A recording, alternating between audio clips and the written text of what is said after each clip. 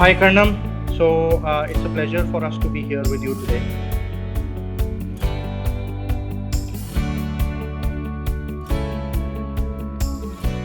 And as our viewers would see, we are here today with Karnam Kashyap Saharia, who is a second year student at UCLA Andersen. And Karnam is, of course, of Indian origin, and he's been at UCLA for almost a year now. In this interview, Karnam will be sharing his insights on life at UCLA and how his experience has been. Welcome to the interview, Karnam. Thank you so much, Rishabh. Really happy to be, speaking with you, and thank you for the opportunity to kind of share my experience with a, broader audience and hopefully with prospective students. Yeah. Great. We're very excited to have you here. And I want to start off with, your experience. So we know a lot about UCLA inside the classroom. Tell us about what life at UCLA has been for you over the last year. Both as a student in general and an international student in particular as well. Well, yeah. I think given everything that has happened in the recent past, it's been a roller coaster ride, I would say. When I first arrived in the US, the first few months were really, about settling in, getting exposed to a different culture, understanding those cultural nuances. And within that, the early days were also about forming a lot of, meeting a lot of new people, forming those connections and bonds. And I would say if I have to talk about my first year, there are probably three parts to it: academic, social, and recruiting. From the academic front, obviously, there was a ton of learning, both from, topics that are relevant to what you would potentially be doing post MBA, and also kind of broadening your horizon from, understanding the foundations of operations to strategy. On the social front, obviously, the MBA life is filled with a ton of events, and I can go on and on about a lot of experiences. For example, every Thursday at Andersen, we have Andersen Afternoons, which is where the MBA community, in fact, the entire Andersen student community gets together and eat with one another to kind of catch up on what's happening in one another's life over free drinks and free food. So that's a tradition we have at Andersen.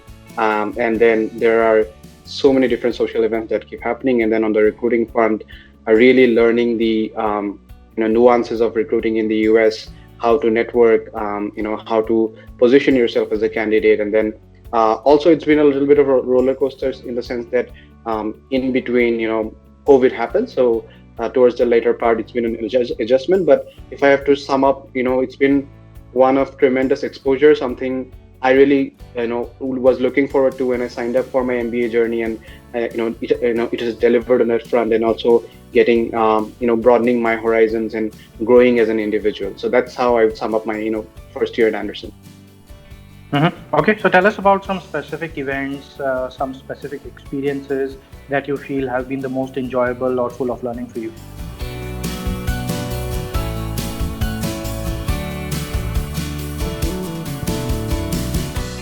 Of course, yeah. So one of the earliest events is when we joined the program, there is this thing called Andersen Onboarding, where what we call is a rope climbing course or ropes course. And it is a very fun yet challenging assignment that we accomplish as a team, where you kind of learn to let go of your inhibitions. For example, a lot of people are not very comfortable with heights, and obviously not many MBA candidates are used to climbing ropes at a height. So those are when you kind of learn to let go of your inhibitions, learn to also rely on your peers for support. And then moving from that, there is a tradition called Section Olympics, almost 1.5 months into the MBA, where all the 5 MBA sections compete with one another as sections over games, contests such as skits and trivia, etc. So that's a very healthy competition that forms that bond of coming together as a section. So that has personally been one of my most favorite events, and one of the richest traditions we have here at Andersen. And then on the recruiting front, we have what we call as days on the job, DOJ. So for example, I am recruiting for tech, somebody could be recruiting for consulting, right? And somebody could be for investment banking. So towards the end of October or early part of November, there is one specific week where there are no classes scheduled, and we go to specific cities and visit all those top-notch companies that we are ideally targeting. So, for example, in last November, I visited the Bay Area and Seattle, and companies such as Adobe, Microsoft, Amazon, Salesforce, and even certain mid-sized companies, right? And that was a great experience in the sense that it helped me understand two things. One, it helped me appreciate the breadth of the Andersen alumni network Yeah. and the reach and how I can potentially leverage that. And B, it allows you as a candidate or as a student to really understand the culture and what working in that particular setting or in that environment feels like. So you are much closer to relating to what a potential post MBA role in that organization could be for you, as opposed to maybe doing, attending a networking event elsewhere. So that is another thing that has been my favorite. And I think I would say one that really is very special for me is hosting Diwali. So the Indian community hosts Diwali every year at Andersen. So it allows us as the community to kind of bring our culture and bring it forward to the entire MBA community. So that has been another great experience for me. And who have been the best professors so far in the program for you, and some of the best courses that you found most interesting, and that you feel helped you to gain new skills with respect to your own future career as well? Karnam, as clubs, student events, student experiences, speakers coming in from outside, these are all a very important part of the B School learning experience outside the core classroom lectures.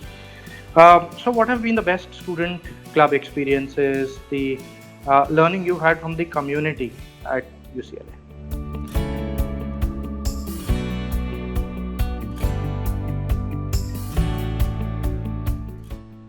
Right. So so completely agree that clubs are a huge part of the MBA life. So just trying to give some context into how clubs are at Andersen. So we have over 50 student clubs broadly across three categories: career focused clubs, identity clubs, and then interest clubs. So, and typically a student is a member of 3 to 5 or 7 clubs, across this spread, right? So I am, for example, on the career side, I am part of Andersen Technology Business Association because I'm primarily focused on careers in tech. And then on the interest side, I'm part of the Andersen Comedy Club, Andersen Craft Beer Club, etc. And then on the identity side, I'm part of the South Asian Business Association and also International Business Association. So across these clubs, I have had the opportunity to be part of and also lead certain events. So the learning has been tremendous. For example, Andersen Tech Business Association, in short we call it AnderTech, really prepares you for careers in tech. So so the days of the job that I mentioned, where we visit companies in certain specific cities, that is actually facilitated by both the AnderTech and our career center. So they work together to kind of shortlist companies, talk to alumni, and make those visits happen. And that has been a fabulous experience. The other thing is AnderTech actually organizes a lot of workshops to prepare you for interviews for certain specific functions. So that is a valuable part of our career preparation. Then on the interest side, for example, right now, let's say we're in a virtual environment, everything has gone virtual. And recently what the comedy club did is kind of hosted a virtual Netflix party where people, wherever they were, everybody came together to watch certain comedy shows together. So these are all good opportunities to unwind, share your, you are locked up in at your own residence for a long time, but kind of connecting with your peers. And then lastly, on the identity side, as part of the South Asian Business Association, as I alluded to before, I part of organizing Diwali celebrations. So getting that opportunity to showcase our culture, the Indian culture, for example, or the South Asian culture to the broader Andersen community. So in terms of learning how people actually appreciate those diverse experiences, that has been amazing for me. And then I would say another last but not the least, a favorite event for me has been the International Food Festival that we host as part of International Business Association, where we bring together cuisines from almost 20 odd countries into one place in one pleasant evening. So yeah, so it's been a very good mix of club experiences.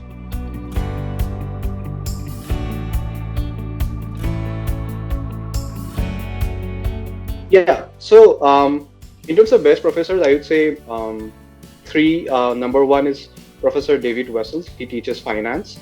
So his classes are really about understanding finance from the point of view of strategy. For example, if we're talking about levered portfolio, for example, leverage portfolio, then why it matters, what kind of discussions happen in a boardroom. So you really relate to why you are learning those things.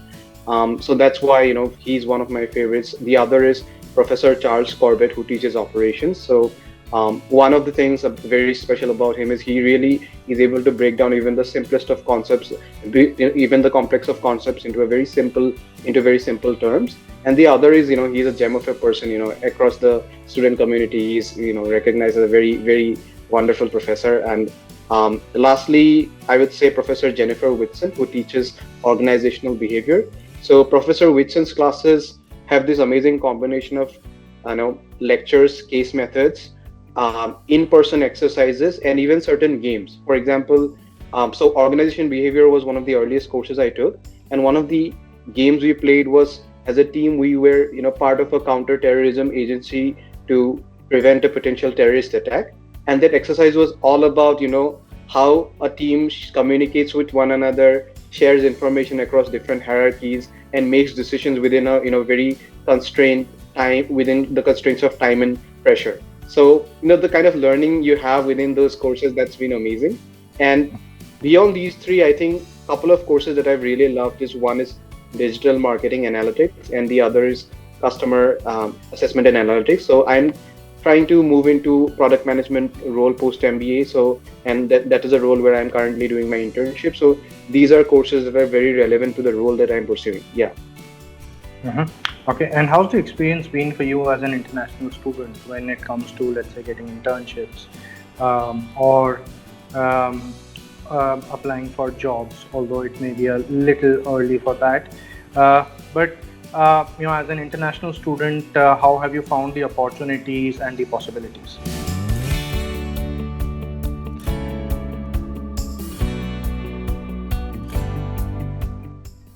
Right. So as an international student, there are two parts to it. As far as opportunities go, there are tons of opportunities. But at the same time, as an international, you have to be cognizant of the fact that there are a lot of uncertainties at play as well, right? So, for example, as we speak, there are a lot of uncertainties around H1B and OPT, etc. And then there is always this possibility that the company that is your dream company may stop sponsoring international candidates. So as far as opportunities go, there are tons. So my experience specifically has been that when I came into business school, the first phase was really understanding how recruiting is different here. For example, a lot of Asian students, we are used to kind of dropping our resume for a job posting and getting getting a call back from the HR, right? And that doesn't really happen here. You have to really network your way through to that interview. So how learning those subtle nuances and how to reach out to industry professionals to have that informational call, all of them have been great learnings, and that have helped me secure certain good interview invites as well.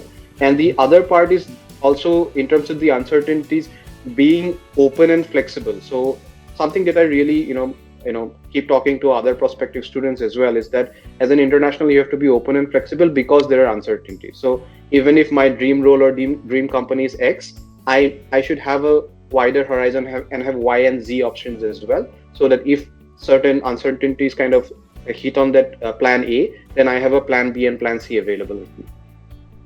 Okay, that's very insightful. So actually that hits upon one of the biggest fears that a lot of international students have. And this fear is not that they will not be able to land up their dream job. This fear is that they will somehow not get recruited anywhere, and then they will need to return home. That actually stops a lot of people from considering a top MBA in the US. So do you think that fear is really realistic? And if one is flexible and smart enough as an international student, there are enough opportunities to be able to get a decent role and then work in the US?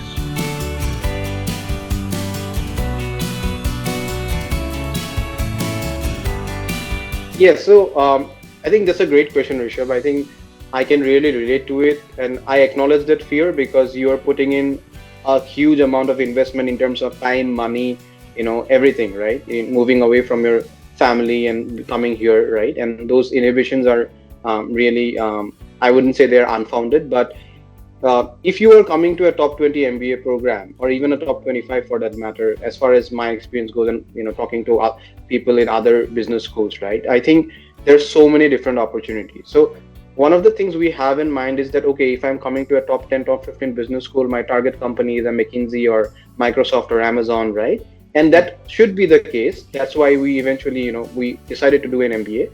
But even if that doesn't work out, there are tons of mid-sized companies or other interesting companies that are there, that are open to recruiting international students. So personally, I have not seen anybody within my Andersen, senior, the recent graduates that have had to return to their home countries because they couldn't land a job. Everybody has got eventually more or less what they wanted and maybe somebody had to compromise and not get the dream company that they wanted, but as long as they're in that relevant function working in a different company, they're gaining the experience in trying to position themselves to get to that dream role maybe 3 years down the line. Got it. So I think there is a dearth of opportunity. Yeah. Okay, fantastic. Okay, so a related question here, Karnam, is on COVID. Now, that is obviously a seismic event that has, figuratively speaking, that has disrupted jobs and careers everywhere in the world. So how do you see COVID really disrupting job opportunities for UCLA students, both for second year students who must be graduating now, as well as for first year students who are in the middle of the program?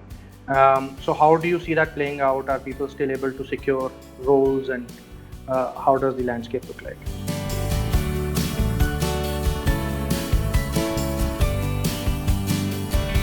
Right. And I think, again, very relevant, given the times we are in. So I will, try to break it into two parts. Let me first talk about the internship experience, because I've been through that journey.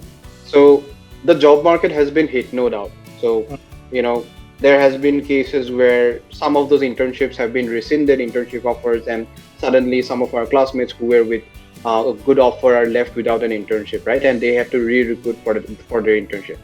Having said that, what has also happened is that the career center has gone above and beyond to kind of generate new opportunities. So the career center has reached out to hundreds of alums saying, hey, our students are still looking. Can we pull together certain internships within your company? So, and through that, a number of new opportunities came up, and I'm happy to kind of share with you that at this point, almost 100% of our class, the first year class rising second years, have secured an internship, almost 900%. At least that's what my interaction recently with the career center tells me. So yeah, the other part is that for second years who were doing full time, what has happened is this companies have gone slow on recruiting full time. So companies that would typically recruit in March, April, or May have kind of paused their recruiting. But the sense that I get talking to them is that it's not all, gloomy at the end of the tunnel. I think gloomy and dark, because the sense I get is that comes September, October, November, those companies will start hiring again. So for example, if I'm a second year and an international candidate for that matter, the second year senior, their focus is get some part-time role, relevant role till the time that you actually are able to secure the job that you want. So that, there's these technicalities of not accruing unemployment days, etc., etc. So they are trying their best to kind of get relevant part-time roles so that they are not unemployed during that period. But for those that are still unplaced, there are still opportunities that look likely to be opening up around September, October, November. So I would say the timelines have shifted a little bit, but there are going to be opportunities. You come in from a tech background, Karnam. So, and you spoke about Andersen, the Andertech Association, a little earlier in this interview.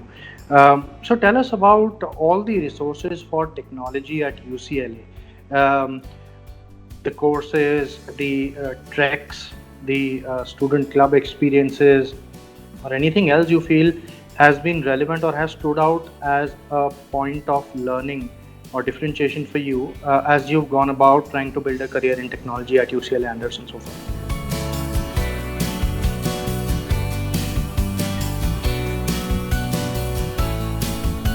Yeah, absolutely. So Actually, if you talk about careers in tech or how you would want to recruit in tech, I feel that there are tons of resources. So, just to give you a sense, for example, one of the things is over the past several years, we have had a very large population of tech focused candidates coming into the program, which means that now the Andersen alumni network in tech is very well established in the Bay Area and in other tech hubs in the US and also beyond US. That's one. So that itself is a very good resource if you want to connect to somebody and want to know about a company or want to talk about a particular role. The other is LA as a city, and I will come to Andersen, but LA as a city, many might not know, is a tech hub in its own right. So LA may not be home to all the big tech companies that you typically hear of, but LA is actually home to a number of small and medium-sized tech companies doing a lot of cool stuff here. So there are a number of opportunities to connect with them, gain relevant experiences, and even learn from them. What is new in this space? What are the new trends in innovation? For example, right now, a lot of healthcare tech innovation is going on in LA. And then, thirdly, talking about resources, we have the Eastern Technology Management Center, which whose sole focus is preparing business leaders in the tech space. So Eastern does a lot of workshops, bringing in industry experts and senior leaders to talk about different trends in the tech world. So that is a great learning in itself. Eastern also does workshops preparing you for certain functions. For example, recently I did a workshop on product management, where so that is where you get function specific knowledge and insights. And then there is the Andersen Venture Accelerator, which incubates a lot of early stage companies. So through that Venture Accelerator, if you have some kind of entrepreneurial idea in tech, you can possibly preparing for certain roles. The Parker Career Management Center has advisors specific to industries. So for example, I generally have my one-on-one mentoring sessions with somebody who is specialized in advising for tech related roles. So that really helps. And in terms of club, Undertech does a really good job of bringing together skill building and interview preparation sessions. Recently in this lockdown, we did a boot camp on Python. So if you are an aspiring product manager, for example, and you may not have had a mini boot camps give you a very good skill set that you can leverage when you're interviewing or potentially in your role and doing that particular internship. And then in terms of courses, I would say I alluded to, let's say, courses such as digital marketing analytics, customer assessment and analytics. So the beauty of the course is that your second year is almost entirely electives. So there are a plethora of electives you can choose from, and as a tech focused individual, you can choose a lot of for example, we have a course called technology trends in the mobile industry, for example. So those are specific courses that are really geared towards tech, and I think there is no dearth of resources in terms of preparing you for your ideal career in tech. Fantastic. So UCLA Andersen certainly seems to be living up to its reputation of being a tech haven. Yeah, I guess so. Yeah. Okay.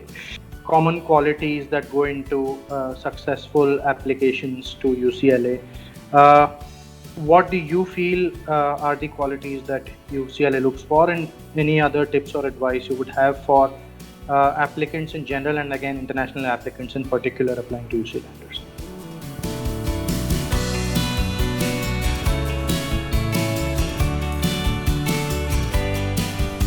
Right. So one of the things that I've seen is that the body is really diverse. So there is not one particular persona that is part of the student pool. So somebody could come from, let's say, an arts background, somebody could be from an engineering background. So that's something that I wanted to establish at the beginning. And the other thing is that in terms of qualities, speaking strictly from my own interviewing experience, because although I'm part of the admissions core, I'm not privy to like how interview selection decisions are made. But speaking from my interview experience and that of my peers who were interviewing at Andersen a year and a half back, I think successful candidates have been those that have been able to highlight themselves as different facets of their persona, right? So when I say different facets, it could be academic excellence, it could be leadership in the community, It could be certain interests and passions that you have followed, and within that space, something really amazing that you have done.